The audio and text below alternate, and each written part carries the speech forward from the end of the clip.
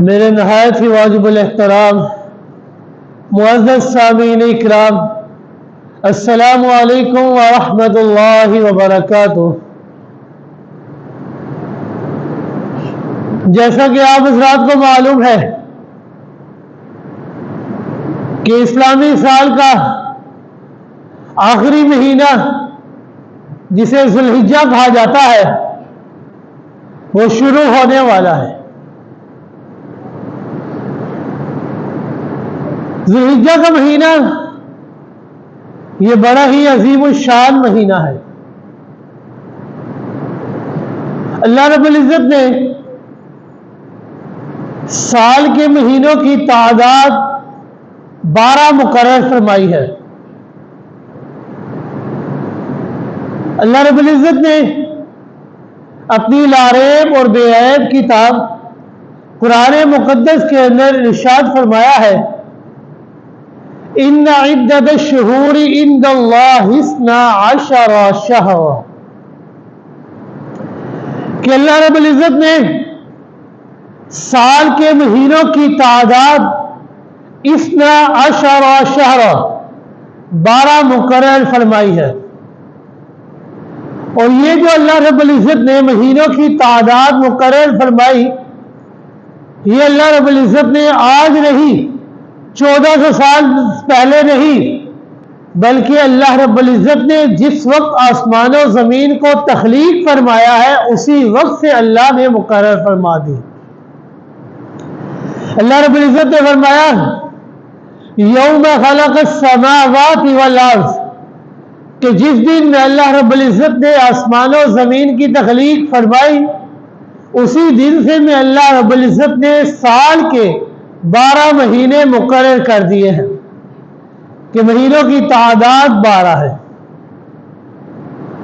ان 12 مہینوں کے اندر سے اللہ رب العزت نے 4 مہینے ایسے بنائے جو بڑے ہی احترام والے، بڑے ہی حرمت والے، بڑے ہی عزت والے ہیں۔ اللہ رب العزت نے فرمایا، منہا اربعۃ حرم، ان میں 4 مہینے بڑے ہی احترام والے ہیں۔ وہ 4 مہینے کون سے ہیں؟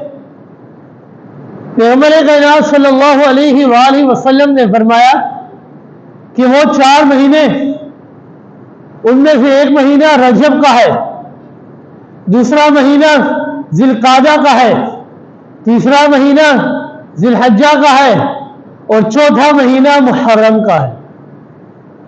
جن میں 3 مہینے اکٹھے ہیں اور ایک مہینہ اکیلا ہے۔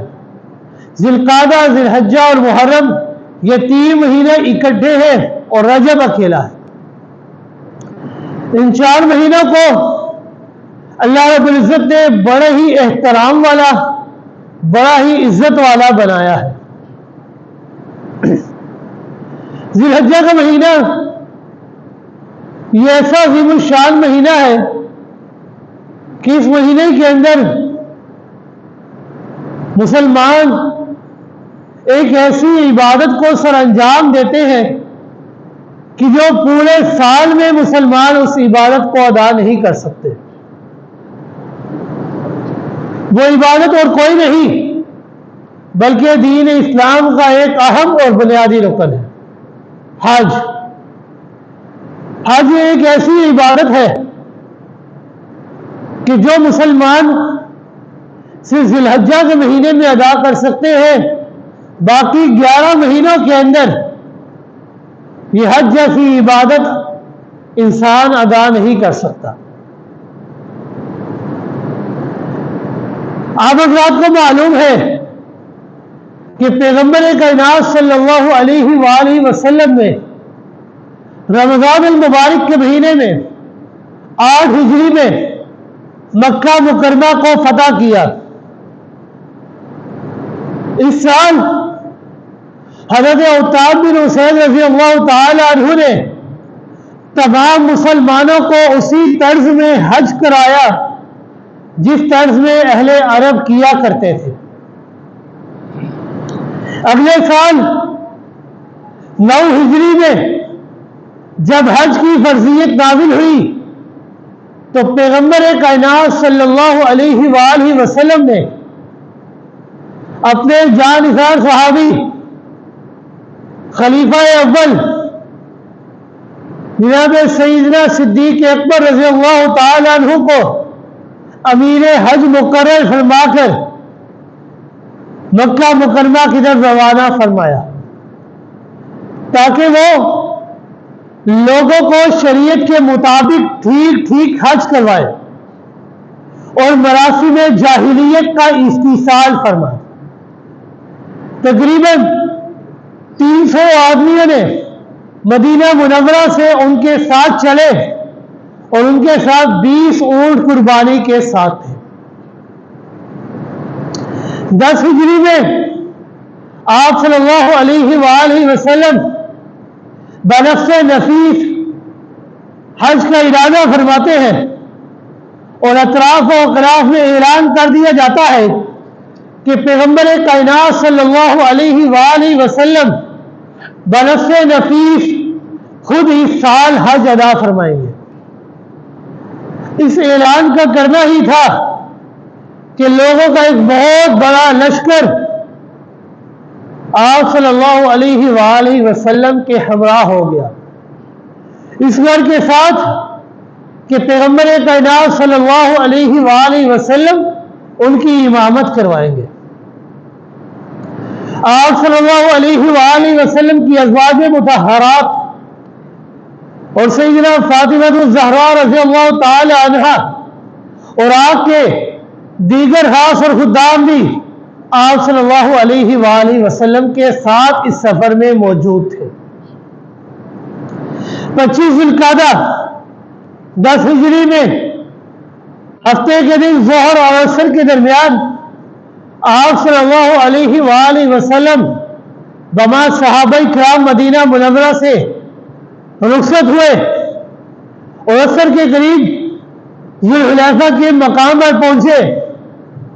وہاں پر جناب محمد رسول اللہ صلی اللہ علیہ وآلہ وسلم نے عصر کی نماز پڑھی اور وہیں پر رات کو قیام کیا۔ صبح ہوئی تو صحابہ کرام سے سرکار دو عالم صلی اللہ علیہ وآلہ وسلم نے ارشاد فرمایا کہ اے لوگوں، مجھے میرے پروردگار کی طرف سے حکم ملا ہے، مجھے خبر دی گئی ہے کہ حج کے اندر ہی عمرہ ہے، کہ انسان ایک ہی احرام کے ساتھ ہر حج اور عمرہ دونوں ادا کر سکتا ہے، حج قران۔ پھر ظہر کی نماز سے پہلے آپ صلی اللہ علیہ وآلہ وسلم نے احرام کے لیے غسل فرمایا۔ پھر آپ صلی اللہ علیہ وآلہ وسلم نے اپنا تہبند اور چادر اوڑھی، ظہر کی نماز پڑھی اور اس کے بعد مصلی ہی پر پیغمبر کائنات صلی اللہ علیہ وآلہ وسلم نے حج اور عمرہ دونوں کی ایک ساتھ نیت کی اور صدائے لبیک نعرہ بلند فرمایا۔ اس کے بعد آپ صلی اللہ علیہ وآلہ وسلم اپنی اونٹنی پر سوار ہوئے۔ لوگوں کا ٹھاٹھے مارتا ہوا ایک سمندر پیغمبر کائنات صلی اللہ علیہ وآلہ وسلم کے ہمراہ تھا، ساتھ تھا۔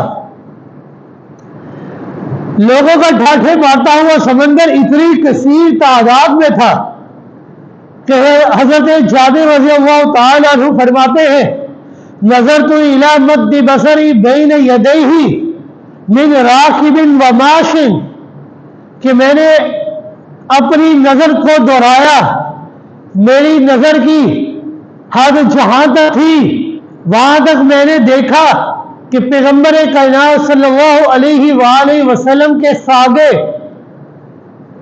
سوار موجود ہیں، سواریاں موجود ہیں اور پیدل چلنے والے لوگ موجود ہیں، وَعَنْ يَمِينِهِ، اور آپ کی دائیں جانب بھی اسی طرح لوگوں کا ہجوم موجود ہے، مثل ذالک، وَعَنْ يَسَارِهِ مثل ذالک، اور آپ کی بائیں جانب بھی اسی طرح لوگوں کا ہجوم موجود ہے، وَمِنْ خَلْفِهِ مثل ذالک، اور آپ کے پیچھے بھی اسی طرح ہجوم موجود ہے، وَرَسُولُ اللَّهِ صلی اللہ علیہ وسلم بَيْنَ أَظْهُرِنَا فَأَحَلَّ بِالتَّوْحِيدِ، اور پیغمبر کائنات صلی اللہ علیہ وآلہ وسلم لوگوں کے ٹھاٹھے مارتے ہوئے اس سمندر کے درمیان میں موجود ہے اور اللہ کی توحید کا غلغلہ بلند فرما رہے ہیں. ہر طرف سے لبیک اللہم لبیک لبیک لا شریک لک لبیک ان الحمد والنعمت لک والملک لا شریک لک کی صدائیں بلند ہو رہی ہے. وہ کیسا ہی عجیب اور دلکش منظر ہوگا جو دیکھنے والے کو کبھی بھولا بھی نہیں ہوگا. اسی طرح پیغمبر کائنات صلی اللہ علیہ وآلہ وسلم نے اپنے سفر کو جاری رکھا. 4 ذی الحجہ 10 ہجری کو مکہ مکرمہ میں آپ صلی اللہ علیہ وآلہ وسلم کا ورود مسعود ہوا. آپ صلی اللہ علیہ وآلہ وسلم جس وقت مکہ مکرمہ میں آئے, آپ صلی اللہ علیہ وآلہ وسلم نے سب سے پہلے بیت اللہ کا طواف فرمایا اور صفا اور مروہ کے درمیان سعی فرمائی, عمرہ ادا کیا. چونکہ آپ صلی اللہ علیہ وآلہ وسلم اپنی ہدی اور قربانی کے جانور ساتھ لائے تھے, اس لیے آپ صلی اللہ علیہ وآلہ وسلم نے اپنے احرام کو نہیں کھولا تھا. دیگر صحابہ کرام جو اپنی قربانی اور ہدی کو ساتھ نہیں تھے لے کر آئے, پیغمبر کائنات صلی اللہ علیہ وآلہ وسلم کے حکم کے مطابق انہوں نے اپنا عمرہ مکمل کرنے کے بعد اپنے احرام کو کھول لیا. 8 ذی الحجہ یوم الترویہ آپ صلی اللہ علیہ وآلہ وسلم مینا میں تشریف لے گئے, رات وہاں پر گزاری. طلوع آفتاب کے بعد 9 ذی الحجہ میں جمعے کے دن عرفہ کو چل پڑے. وہاں پہنچ کر وادی نمرہ میں آپ صلی اللہ علیہ وآلہ وسلم ایک کباب نزول فرماتے ہیں. زوال کے بعد بدر وادی میں تشریف لے گئے. آپ صلی اللہ علیہ وآلہ وسلم اپنی اونٹنی کسوا پر سوار تھے اور اس وقت آپ صلی اللہ علیہ وآلہ وسلم کے ارد گرد 1,44,000 لوگوں کا لشکر موجود تھا. آپ صلی اللہ علیہ وآلہ وسلم نے لوگوں کے سامنے ایک جامع ترین خطبہ ارشاد فرمایا. وہ ایسا جامع ترین خطبہ تھا کہ جس میں ساری کی ساری اسلامی تعلیمات کا خلاصہ موجود ہے. وہ ایسا جامع ترین خطبہ تھا کہ جس میں اسلام کا دستور حیات موجود ہے. وہ ایسا جامع ترین خطبہ تھا کہ جس میں پیغمبر کائنات صلی اللہ علیہ وآلہ وسلم کی الوداعی نصیحتیں اور وصیتیں موجود تھیں. اس خطبے کو خطبہ حجۃ الوداع کے نام سے بھی یاد کیا جاتا ہے. آپ صلی اللہ علیہ وآلہ وسلم کے فرامین کو, ارشادات کو حضرت ربیعہ بن امیہ رضی اللہ تعالی عنہ اپنی بلند آواز سے لوگوں تک پہنچا رہے تھے. چونکہ اس دور کے اندر سپیکر ساؤنڈ سسٹم موجود نہ تھا, پیغمبر کائنات صلی اللہ علیہ وآلہ وسلم جو بھی فرمان ارشاد فرماتے, حضرت ربیعہ بن امیہ رضی اللہ تعالی عنہ اپنی بلند آواز کے ذریعے ان کے پیغام کو آگے لوگوں تک پہنچایا کرتے تھے. میدان عرفات کے علاوہ دیگر مقامات پر بھی آپ صلی اللہ علیہ وآلہ وسلم نے صحابہ کرام سے کچھ ارشادات فرمائے, جن کا مجموعی خلاصہ یہ ہے کہ سب سے پہلے پیغمبر کائنات صلی اللہ علیہ وآلہ وسلم نے اپنے رب کی, اللہ رب العزت کی حمد و ثنا بیان فرمائی. آپ صلی اللہ علیہ وآلہ وسلم نے ارشاد فرمایا, الحمدللہ الحمدللہ نحمدہ ونستعینہ ونستغفرہ ونؤمن بہ ونتوکل علیہ ونعوذ باللہ من شرور انفسنا ومن سیئات اعمالنا من يهده الله فلا مضل له ومن يضلله فلا هادي له. کہ پیغمبر کائنات صلی اللہ علیہ وآلہ وسلم نے سب سے پہلے اللہ رب العزت کی حمد و ثنا بیان فرمائی. ارشاد فرمایا, الحمدللہ تمام کی تمام تعریفیں اللہ کے لیے ہے. نحمدہ تمام کی تمام حمد و ثنا اللہ کے لیے ہے اور کسی کے لیے نہیں ہے۔ وَنَسْتَعِينُهُ ہم اسی اللہ سے ہی مدد مانگتے ہیں۔ وَنَسْتَغْفِرُهُ ہم اسی اللہ سے ہی مغفرت چاہتے ہیں۔ وَنُؤْمِنُ بِهِ ہم اسی اللہ کے اوپر ایمان لاتے ہیں۔ وَنَتَوَكَّلُ عَلَيْهِ اور ہمارا کامل بھروسہ، کامل یقین، توکل اگر ہے تو صرف اور صرف اللہ پر، ہم اللہ کے اوپر بھروسہ رکھتے ہیں۔ وَنَعُوذُ بِاللَّهِ مِن شُرُورِ أَنفُسِنَا وَمِن سَيِّئَاتِ أَعْمَالِنَا اور ہم اپنے نفس کے شرور اور اعمال سیئہ سے اللہ کی پناہ میں آتے ہیں۔ مَن يَهْدِهِ اللَّهُ فَلَا مُضِلَّ لَهُ جسے اللہ ہدایت دے دینا اسے کوئی گمراہ نہیں کر سکتا۔ ساری کائنات مل کر بھی اسے گمراہ کرنا چاہے تو گمراہ نہیں کر سکتے۔ وَمَن يُضْلِلْهُ فَلَا هَادِيَ لَهُ اور جسے اللہ گمراہ کر دے اسے کوئی ہدایت نہیں دے سکتا۔ ساری کائنات مل کر بھی اسے ہدایت نہیں دے سکتی۔ سب سے پہلے پیغمبر کائنات صلی اللہ علیہ وآلہ وسلم نے اللہ رب العزت کی حمد و ثنا کو بیان فرمایا، پھر آپ صلی اللہ علیہ وآلہ وسلم نے اللہ کی توحید بیان کرتے ہوئے ارشاد فرمایا، لا الہ الا اللہ وحدہ لا شریک لہ، لہ الملک ولہ الحمد یحیی ویمیت وہو علی کل شیء قدیر، کہ اللہ کے سوا کوئی عبادت کے لائق نہیں ہے۔ لا الہ الا اللہ وحدہ لا شریک لہ، اس کا کوئی شریک نہیں ہے، نہ ذات میں، نہ صفات میں، نہ عبادات میں، کسی چیز میں اللہ کا کوئی شریک نہیں ہے۔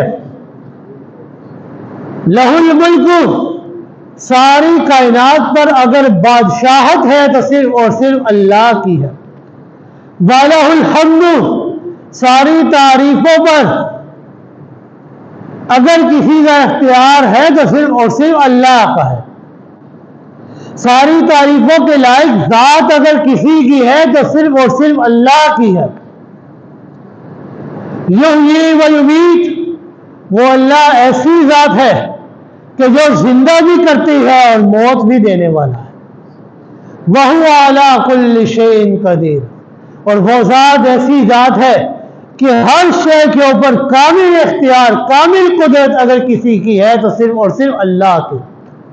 ہر شے کے اوپر قدرت رکھنے والی ذات اللہ کی ذات ہے۔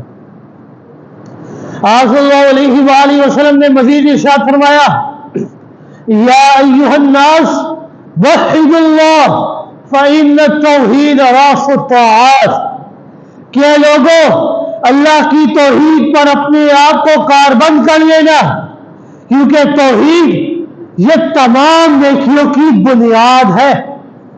رأس الطاعات یہ تمام نیکیوں کی بنیاد ہے۔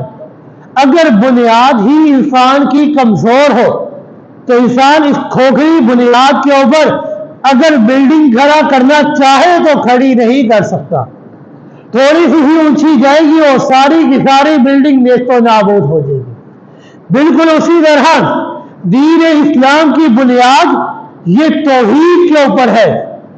اگر اس کے اندر شرک کی ملاوٹ ہو جائے تو انسان کی کوئی بھی نیکی اس کے لیے کارآمد ثابت نہیں ہو سکتی، کیونکہ شرک یہ ایک ایسا گناہ ہے کہ رب کائنات نے ارشاد فرمایا ہے، ان اللہ لا یغفر ان یشرک بہ ویغفر ما دون ذلک لمن یشاء، کہ میں اللہ رب العزت شرک کرنے والے کو کبھی معاف نہیں فرماؤں گا۔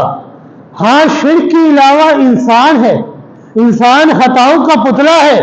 کل بنی آدم خطاء وخیر الخطائین التوابون، ہر بنی آدم خطا کار ہے، انسان سے خطا ہو جاتی ہے، لیکن بہترین خطا کار وہ ہے جو اللہ سے توبہ کرنے والا ہو۔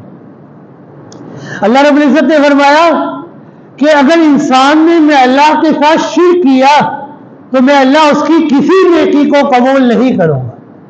شرک کرنے والے کو میں اللہ کبھی معاف نہیں کروں گا. لیکن ہاں انسان ہونے کے ناطے اگر اس سے کوئی اور گناہ ہو گیا, کوئی اور غلطی ہو گئی, کوئی اور کوتاہی ہو گئی, میں اللہ اپنی رحمت سے اسے معاف کرنے کی طاقت رکھتا ہوں. میں اللہ اسے معاف کر سکتا ہوں. لیکن جس نے شرک کر دیا اس کی معافی نہیں ہے. اس لیے آپ صلی اللہ علیہ وآلہ وسلم نے اللہ کی حمد و ثنا بیان کرنے کے بعد توحید کے اوپر زور دیا اور فرمایا یا ایھا الناس وحدوا اللہ فإن التوحید رأس الطاعات. اے لوگوں اپنے آپ کو توحید کے اوپر کاربند کر لینا, کیونکہ توحید یہ تمام اعمال کی بنیاد ہے, تمام نیکیوں کی بنیاد ہے. اپنی اس بنیاد کو مضبوط رکھنا, جتنی مضبوط ہوگی اتنا ہی بڑی بلڈنگ اس کے اوپر کھڑی ہو جائے گی.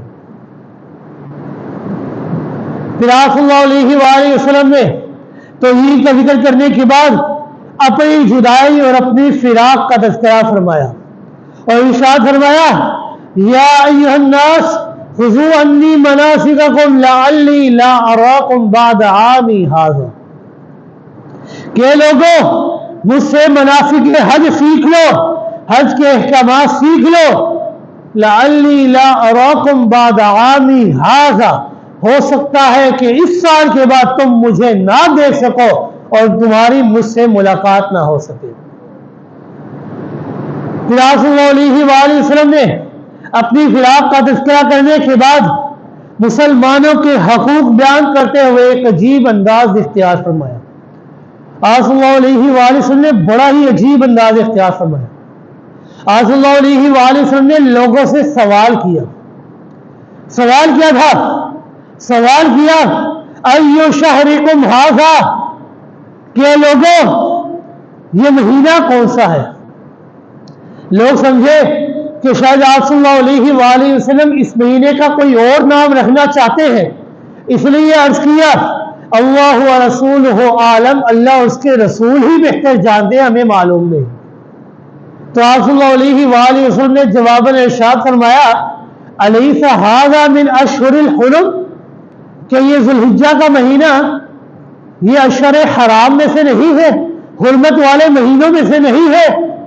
تمام کی تمام لوگوں نے بیک وقت بیک زبان جواب دیا نام یا رسول اللہ صلی اللہ علیہ وسلم.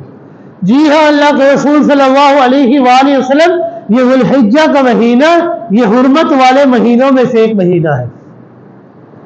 پھر صلی اللہ علیہ وآلہ وسلم نے دوسرا سوال فرمایا ایو بلدکم ھذا, کہ لوگوں مجھے بتلاؤ یہ شہر کون سا ہے. لوگوں نے سوچا شاید آپ صلی اللہ علیہ وآلہ وسلم اس شہر کا کوئی اور نام رکھنا چاہتے ہیں, تو انہوں نے دوبارہ وہی جواب دیا اللہ و رسولہ عالم, اللہ اس کے رسول بہتر جانتے ہیں.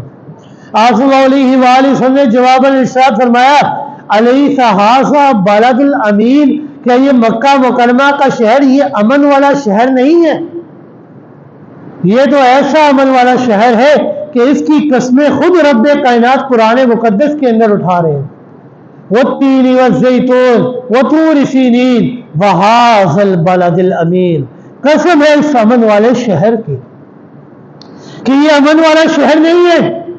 تمام کے تمام لوگوں نے بیک زبان جواب دیا نعم یا رسول اللہ صلی اللہ علیہ وسلم. جی ہاں اللہ کے رسول صلی اللہ علیہ وسلم یہ امن والا شہر ہے. پھر آپ صلی اللہ علیہ وآلہ وسلم نے تیسرا سوال فرمایا ایو یومکم ھذا, آج کا دن یہ کون سا دن ہے؟ تمام لوگوں نے پھر سے وہی جواب دیا اللہ و رسولہ عالم, اللہ اس کے رسول بہتر جانتے ہیں. آپ صلی اللہ علیہ وآلہ وسلم نے جواباً ارشاد فرمایا الیس ھذا یوم العرفہ, کہ آج یہ عرفہ کا دن نہیں ہے؟ تمام کے تمام لوگوں نے بیک زبان جواب دیا نعم یا رسول اللہ صلی اللہ علیہ وسلم. جی ہاں اللہ کے رسول صلی اللہ علیہ وسلم یہ عرفہ کا دن ہے. ذرا توجہ دیجیے گا, آپ صلی اللہ علیہ وآلہ وسلم نے مسلمانوں کے حقوق کو واضح کرنے کے لیے یہ سارا اللہ رب آپ صلی اللہ علیہ وآلہ وسلم نے تدبیر اختیار فرمائی. کہ آپ صلی اللہ علیہ وآلہ وسلم نے سوال فرمایا کہ یہ شہر کون سا ہے؟ یہ شہر امن والا شہر ہے. یہ مہینہ کون سا ہے؟ یہ ذوالحجہ کا مہینہ ہے. یہ دن کون سا ہے؟ یہ عرفہ کا دن ہے. پھر آپ صلی اللہ علیہ وآلہ وسلم نے فرمایا ان دماءکم واموالکم واعراضکم علیکم حرام کحرمت یومکم ھذا فی شہرکم ھذا وفی بلدکم ھذا. کہ اے لوگوں، تمہارے خون، تمہارے مال، تمہاری عزت و آبرو ایک دوسرے کے لیے اسی طرح حرمت والی ہے، اسی طرح احترام والی ہے، اسی طرح قابل عزت ہے جس طرح یہ مہینہ ذوالحجہ کا مہینہ یہ تمہارے لیے امن والا، یہ تمہارے لیے احترام والا مہینہ ہے. اسی طرح تمہارا خون، تمہارا مال، تمہاری عزت و آبرو ایک دوسرے کے لیے قابل عزت ہے. جس طرح یہ شہر مکہ تمہارے لیے قابل عزت، قابل احترام ہے، اسی طرح تمہارا خون، تمہارا مال، تمہاری عزت و آبرو ایک دوسرے کے لیے بھی عزت و آبرو احترام والی ہے. جس طرح یہ عرفہ کا دن تمہارے لیے قابل عزت، قابل احترام ہے، اسی طرح تمہارا خون، تمہارا مال و دولت، تمہاری عزت و آبرو ایک دوسرے کے لیے عزت و احترام والی ہے. جس طرح یوم عرفہ مکہ مکرمہ کا شہر، ذوالحجہ کا مہینہ ہمارے لیے قابل عزت، قابل احترام، قابل محترم ہے، اسی طرح ایک دوسرے کے حقوق کا خیال کرنا بھی ہمارے لیے قابل عزت اور قابل احترام ہے. صلی اللہ علیہ وآلہ وسلم نے مسلمانوں کے حقوق بیان کرنے کے بعد تقوی کے متعلق ارشاد فرمایا اتقوا اللہ، کہ لوگوں تقوی اختیار کرنا، اللہ سے ڈرتے رہنا. اتقوا اللہ فی السر والعلن، ظاہری اور پوشیدگی حالتیں، دونوں حالتوں میں تقوی کی دولت تمہارے دل کے اندر موجود ہونی چاہیے. یہ تقوی ہر وقت تمہارے درمیان موجود ہونا چاہیے، کیونکہ یہ تقوی یہ ایک ایسی دولت ہے کہ سید سلیمان ندوی رحمہ اللہ فرماتے ہیں کہ پیغمبر کائنات صلی اللہ علیہ وآلہ وسلم کی اگر تمام تر تعلیمات کا خلاصہ دیکھنا ہے تو وہ اس تقوی کے اندر موجود ہے کہ انسان اپنے ہر عمل کے انجام میں یہ سوچے کہ میں یہ جو عمل کر رہا ہوں، آیا اس عمل کے انجام میں اللہ رب العزت مجھے کیا صلہ عطا فرمائے گا. یہ عمل اللہ کی رضا کا سبب بنے گا یا اللہ کی ناراضگی کا سبب بنے گا. یہ تقوی کی دولت انسان کے دل میں ہمہ وقت موجود ہونی چاہیے. اس لیے اللہ رب العزت نے اپنی لا ریب اور بے عیب کتاب قرآن مقدس کے اندر ارشاد فرمایا اتقوا اللہ حق تقاته ولا تموتن الا وانتم مسلمون. تقوی اختیار کرو، اللہ سے ڈرو جس طرح ڈرنے کا حق ہے، اور تمہارے اوپر موت نہ آنے پائے اس حال میں کہ تم مسلمان ہو. ایک مقام پر تو اللہ رب العزت نے ایمان لانے کے بعد ایمان والوں کو حکم دیا کہ تم نے تقوی اختیار کرنا. اللہ رب العزت نے فرمایا یا ایھا الذین آمنوا اتقوا اللہ، اے ایمان والو. ایمان کی دولت ان کے دل کے اندر موجود ہے، ان کو اللہ رب العزت ایمان والے کہہ رہے ہیں کہ اے ایمان والو. ایمان کی دولت ان کے پاس ہے، ایمان کی دولت مل جانے کے بعد بھی اللہ رب العزت ان کو حکم دے رہے ہیں یا ایھا الذین آمنوا اتقوا اللہ، تقوی اختیار کرو. یہ تقوی کی دولت کوئی عام دولت نہیں ہے، یہ بڑی اہمیت والی دولت ہے. اے ایمان والو تقوی اختیار کرو. وقولوا قولا سدیدا، اور سچی بات تمہاری زبانوں سے نکلنی چاہیے، جھوٹ نہیں نکلنا چاہیے، حق بات تمہارے زبانوں سے نکلنی چاہیے. پیغمبر کائنات صلی اللہ علیہ وآلہ وسلم نے خطبہ حجۃ الوداع کے اندر تقوی کے بارے میں ارشاد فرمانے کے بعد سود کے خاتمے کا اعلان کرتے ہوئے ارشاد فرمایا ان کل ربا موضوع ولکن لکم رؤوس اموالکم لا تظلمون ولا تظلمون. کہ آج سے میں پیغمبر کائنات صلی اللہ علیہ وآلہ وسلم ہر قسم کے سود کا خاتمہ کرو، کہ آج کے بعد کوئی سود نہیں ہے. آج کے بعد تمہارا حق صرف اور صرف تمہارا راس المال ہے. جو رقم تم نے دی ہے صرف اور صرف وہی رقم تمہارا حق ہے، اس کے بعد تمہاری اور کوئی رقم نہیں ہے۔ لا تظلمون ولا تظلمون، نہ تم کسی کے اوپر ظلم کرو نہ ہی تمہارے اوپر ظلم کیا جائے۔ بظاہر تو لوگ یہ سمجھتے ہیں کہ سود کی کمائی کی وجہ سے انسان کے مال و دولت کے اندر اضافہ ہوتا ہے اور صدقہ و خیرات دینے کی وجہ سے انسان کی مال و دولت کے اندر کمی ہوتی ہے، لیکن یہ ظاہری طور پر نظر آتا ہے، لیکن جب انسان حقیقت کی نگاہ سے دیکھے گا تو رب کائنات کا فیصلہ یہ ہے، یمحق اللہ الربا ویربی الصدقات، میں اللہ سود کی کمائی کو ہمیشہ گھٹاتا ہوں اور صدقہ و خیرات کو ہمیشہ بڑھاتا ہوں۔ بظاہر تو یوں نظر آتا ہے کہ صدقہ و خیرات کرنے کی وجہ سے انسان کی کمائی میں، انسان کی مال و دولت میں کمی ہوتی ہے، لیکن میں اللہ اس کی کمائی کے اندر اتنی برکت عطا فرما دیتا ہوں، اتنی برکتوں کا نزول فرماتا ہوں کہ وہ تھوڑی بھی انسان کے لیے زیادہ ہو جایا کرتی ہے، اور سود کی کمائی کو میں اللہ ہمیشہ گھٹاتا ہوں۔ پھر صلی اللہ علیہ وآلہ وسلم نے جاہلیت کے تمام تر انتقاموں کا خاتمہ ارشاد فرمایا۔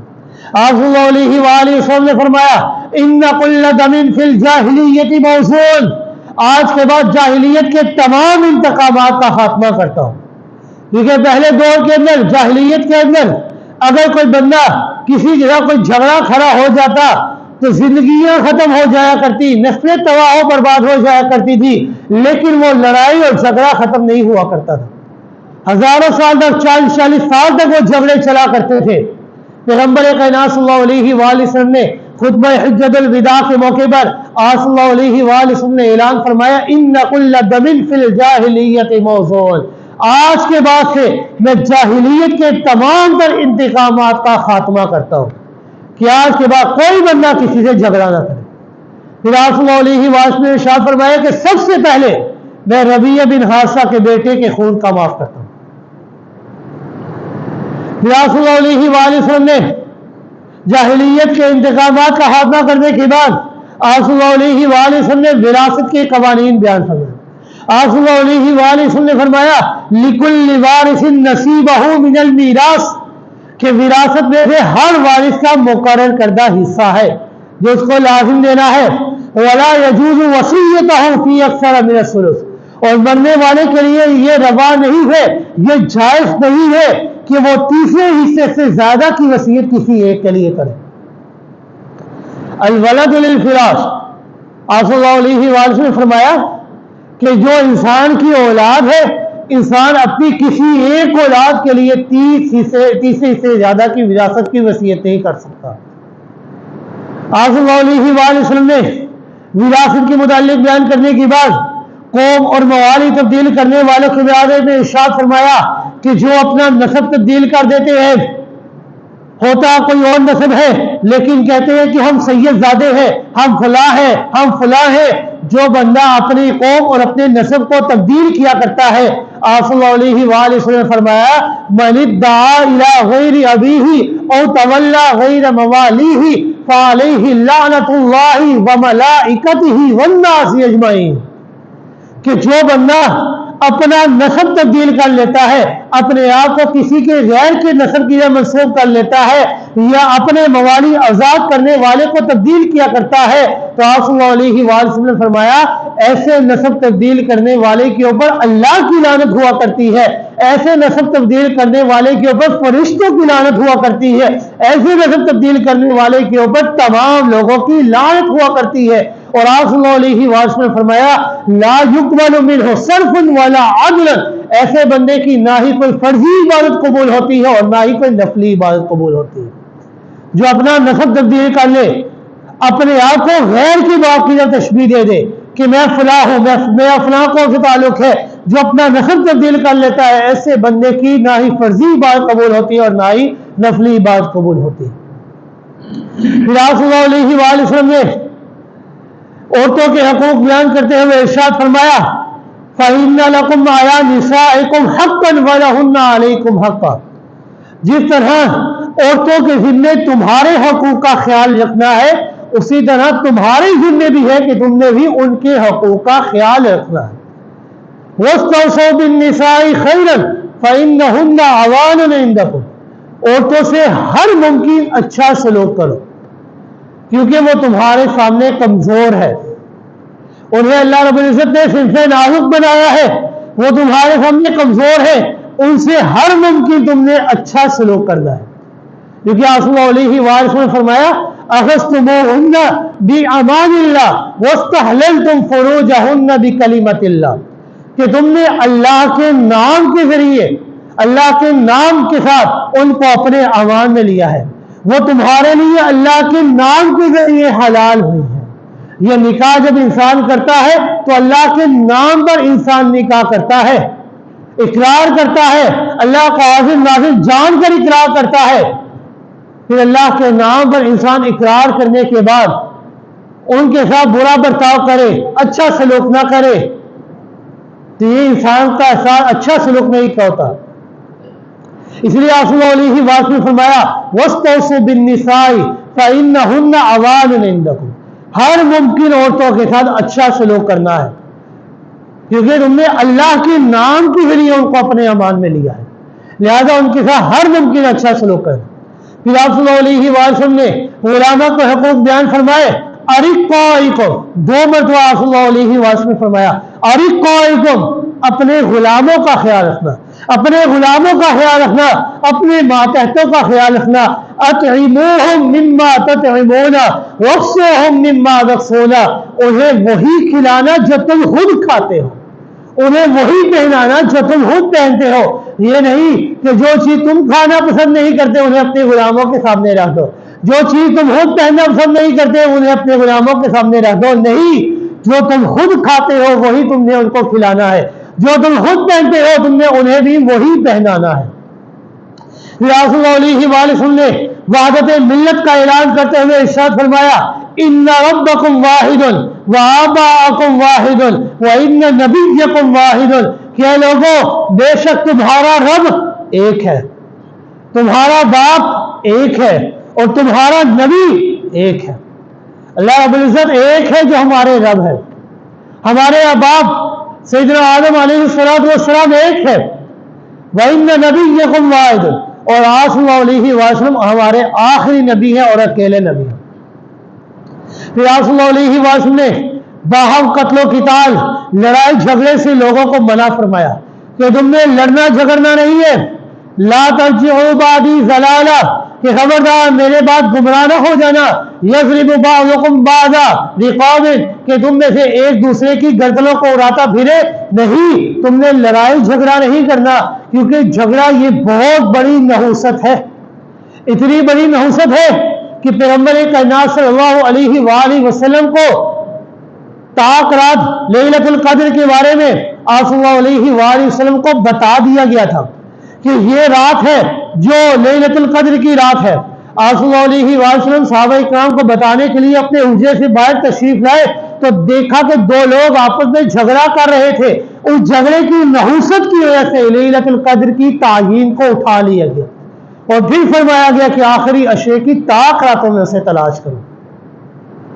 تعیین اٹھائی گئی کس وجہ سے؟ جھگڑے کی نحوست کی وجہ سے. اس لیے آپ صلی اللہ علیہ وآلہ وسلم نے فرمایا لا ترجعوا بعدی ضلالہ، کہ میرے بعد گمراہ نہ ہو جانا کہ تم ایک دوسرے سے لڑنا جھگڑنا شروع کر دو، کیونکہ جھگڑا یہ بہت بڑی نحوست ہے.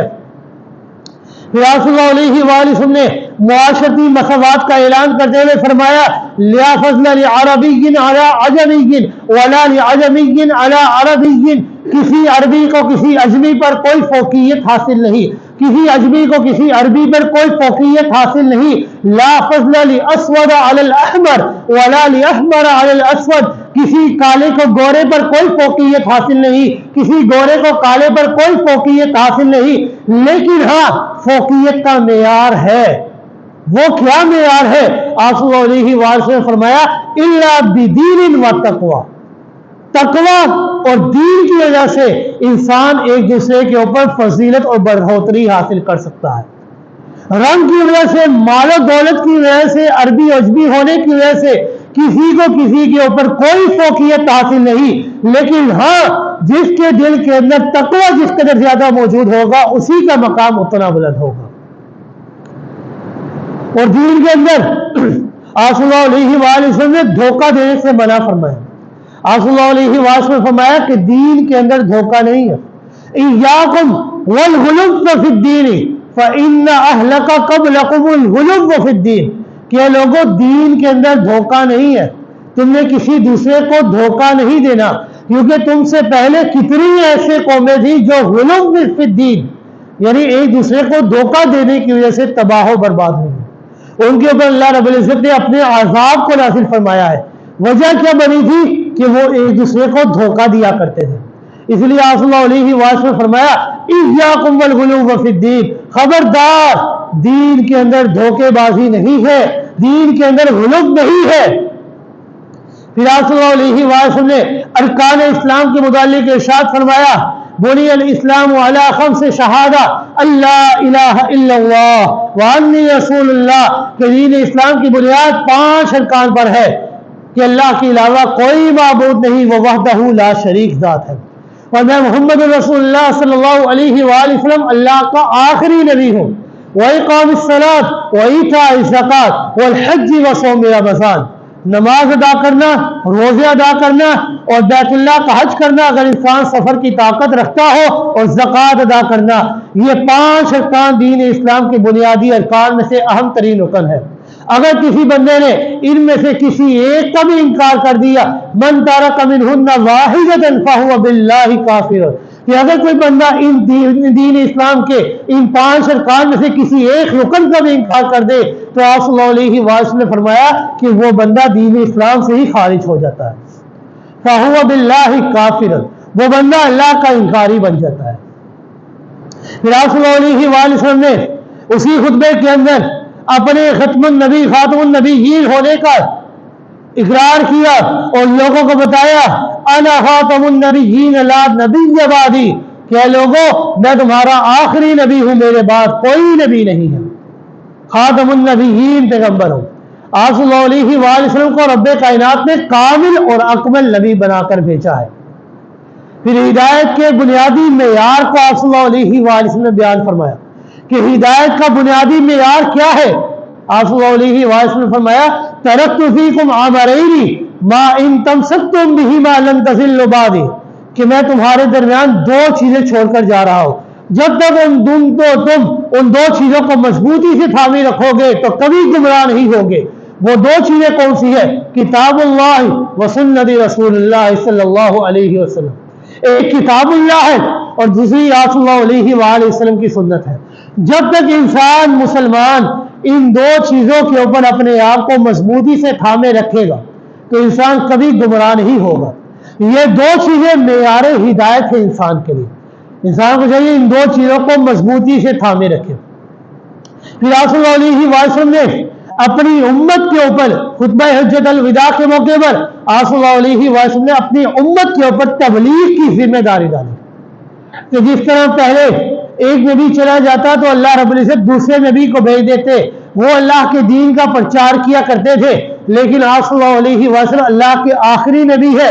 اللہ آپ صلی اللہ علیہ وسلم نے اپنے بعد اپنی امت کے اوپر تبلیغ کی ذمہ داری ڈالی ہے کہ آج کے بعد تم نے لوگوں تک میرا پیغام پہنچانا ہے. اللہ فلیبلغ الشاہد الغائب. آج جو یہاں پر حاضر ہے اس کے اوپر یہ ذمہ داری عائد ہے کہ میرا پیغام جو یہاں پر موجود نہیں ہے ان تک پہنچائے. یا صلی اللہ علیہ وسلم کا فرمان ہے کہ اگر کسی بندے کو کسی بھی چیز کے بارے میں علم ہے تو اس کے اوپر یہ بات لازم ہے کہ وہ دوسرے تک اس بات کو منتقل کرے. یہ صرف عالموں کی ذمہ داری نہیں, یہ ادنا سے بندے کی بھی ذمہ داری ہے کہ اگر کسی بھی نیکی کی بات کے بارے میں اسے علم ہے تو اسے لوگوں تک پہنچائے. اگر کوئی بندہ برائی کا کام اس کے سامنے کر رہا ہے تو اس کے اوپر یہ ذمہ داری عائد ہوتی ہے کہ اسے روکے. اگر ہاتھ سے نہیں روک سکتا تو زبان سے روکے. زبان سے نہیں روک سکتا تو کم سے کم دل کے اندر یہ سوچے کہ اے اللہ جب بھی تو مجھے طاقت دے گا تو میں اس بندے کو اس برائی کے کام سے روکوں گا. یہ صرف عالموں کی ذمہ داری نہیں, ہر بندے کی ذمہ داری ہے کہ اگر کسی بھی چیز کے بارے میں علم ہے لوگوں تک اس بات کو پہنچائے. پھر آپ صلی اللہ علیہ وسلم نے خطبہ حجۃ الوداع کے اختتام پر لوگوں سے سوال کیا انکم مسئولون عنی کما انتم قائلون. لوگوں قیامت کے دن تم سے میرے بارے میں سوال کیا جائے گا, ذرا بتاؤ تو صحیح کیا میں نے تم تک اللہ کے پیغام کو پہنچا دیا ہے؟ جو احکامات اللہ نے مجھے دیے تھے سارے کے سارے احکامات میں نے تم تک پہنچا دیے ہیں۔ لوگوں نے بیک وقت بیک زبان ایک ہی جواب ارشاد فرمایا، لقد بلغت الرسالہ وادیت الامانہ ونصحت الامہ وکشفت الغمہ، کہ آپ صلی اللہ علیہ وآلہ وسلم آپ نے اللہ کے احکامات کو صرف پہنچایا ہی نہیں بلکہ پہنچانے کا حق ادا کر دیا ہے۔ آپ نے اللہ کی امانت پوری ہم تک پہنچا دی ہے، ہر لحاظ سے آپ نے امت کی خیر خواہی فرما دی ہے، اور حق کے راستے پر جو پردے آئے تھے آپ نے ان تمام پردوں کو اٹھا دیا ہے، ان تمام پردوں کو آپ نے، ان تمام رکاوٹوں کو آپ نے ہٹا دیا۔ پھر آپ صلی اللہ علیہ وسلم نے اپنی شہادت کی انگلی کو آسمان کی طرف بلند فرمایا، اور آپ صلی اللہ علیہ وسلم نے لوگوں کی طرف ارشاد فرمایا، اللہم اشہد اللہم اشہد اللہم اشہد، کہ اے لوگوں کہ میں اللہ رب العزت کو حافظ ناصر جان کر یہ اعلان کرتا ہوں کہ اللہ آپ بھی گواہ ہو جانا، لوگ بھی گواہ ہو گئے ہیں کہ میں نے تیرے پیغام کو لوگوں تک پہنچا دیا ہے۔ اے اللہ آپ بھی اب گواہ ہو جانا کہ میں نے تیرے پیغام کو لوگوں تک پہنچا دیا ہے۔ پھر آپ صلی اللہ علیہ وسلم نے لوگوں کو الوداع کرتے ہوئے فرمایا، استودعکم اللہ دینکم وامانتکم وخواتیم اعمالکم والسلام علیکم ورحمۃ اللہ، کہ میں تمہیں تمہارے دین کو اور تمہاری امانت کو اور تمہارے آخری اعمال کو اللہ کے سپرد کرتا ہوں، السلام علیکم ورحمۃ اللہ وبرکاتہ۔ آپ صلی اللہ علیہ وسلم نے یہ عظیم ترین خطبہ ارشاد فرمایا۔ پھر اسی نے آپ صلی اللہ علیہ وسلم کے اوپر یہ آیت مبارکہ نازل ہوئی، اليوم اکملت لکم دینکم واتممت علیکم نعمتی ورضیت لکم الاسلام دین، کہ آج کے دن اللہ رب العزت نے دین اسلام کو مکمل کر دیا ہے اور دین اسلام کو تمہارے لیے بطور دین پسند فرما لیا ہے۔ ذی الحجہ کا مہینہ، اس مہینے کے اندر بہت ساری ایسی چیزیں ہیں جب انسان وہ چیزیں کرے تو اللہ رب العزت انسان کو ثواب عطا فرماتے ہیں۔ ان چیزوں میں سے ایک چیز ایسی بھی ہے کہ آپ صلی اللہ علیہ وسلم نے فرمایا کہ ذی الحجہ کا جس میں چاند نظر آ جائے تو جو بندہ قربانی کرنے کا ارادہ رکھتا ہو تو اسے چاہیے 10 ذی الحجہ تک نہ ہی اپنے بال کاٹے اور نہ ہی اپنے ناخنوں کو تراشے۔ یہ کیوں فرمایا آپ صلی اللہ علیہ وسلم نے کہ جو بندہ قربانی کا ارادہ رکھتا ہے 1 ذی الحجہ سے لے کے 10 ذی الحجہ تک وہ بندہ اپنے نہ ہی بال کاٹے اور نہ ہی اپنے ناخنوں کو تراشے۔ یہ اس لیے آپ صلی اللہ علیہ وسلم نے فرمایا کیونکہ آپ صلی اللہ علیہ وسلم ہمہ وقت یہ چاہتے تھے کہ میری امت کا ہر بندہ ثواب کے اندر شامل ہو جائے۔ ذی الحجہ کے مہینے کے اندر جب حجاج اکرام حج کے لیے احرام باندھ لیتے ہیں تو ان کے اوپر یہ پابندی عائد ہو جاتی ہے کہ انہوں نے احرام کی حالت کے اندر نہ ہی اپنے بال کاٹنے ہیں اور نہ ہی اپنے ناخنوں کو تراشنا ہے۔ تو اللہ رب العزت حجاج اکرام کو اپنے بال نہ کاٹنے کی وجہ سے، اپنے ناخن نہ تراشنے کی وجہ سے ثواب عطا فرماتے ہیں۔ تو اس لیے آپ صلی اللہ علیہ وسلم نے فرمایا کہ جو بندہ حج ادا نہیں کر سکتا لیکن کم سے کم اپنے گھر میں رہ کر حجاج سے مشابہت بھی اختیار کر سکتا ہے، کہ جو پابندی اللہ نے ان کے اوپر عائد کی کہ وہ اپنے بال نہیں کاٹیں گے اور نہ ہی اپنے ناخنوں کو تراشیں گے، تو اسی طرح تم بھی اپنے گھر میں رہ کر نہ اپنے بالوں کو کاٹو اور نہ ہی اپنے ناخنوں کو تراشو، تو میں اللہ رب العزت جتنا ثواب ان کو دوں گا میں اللہ ان کے ثواب میں تمہیں بھی شامل کر دوں گا۔ لہذا ذی الحجہ کا جب چاند نظر آ جائے تو 10 ذی الحجہ قربانی تک جن بندے نے قربانی کا ارادہ رکھا ہے تو ایسے بندے کو چاہیے نہ ہی اپنے بالوں کو کاٹے اور نہ ہی اپنے ناخنوں کو تراشے۔ اللہ رب العزت سے دعا ہے کہ اللہ رب العزت ہمیں عمل کرنے کی توفیق عطا فرمائے۔ وما علینا الا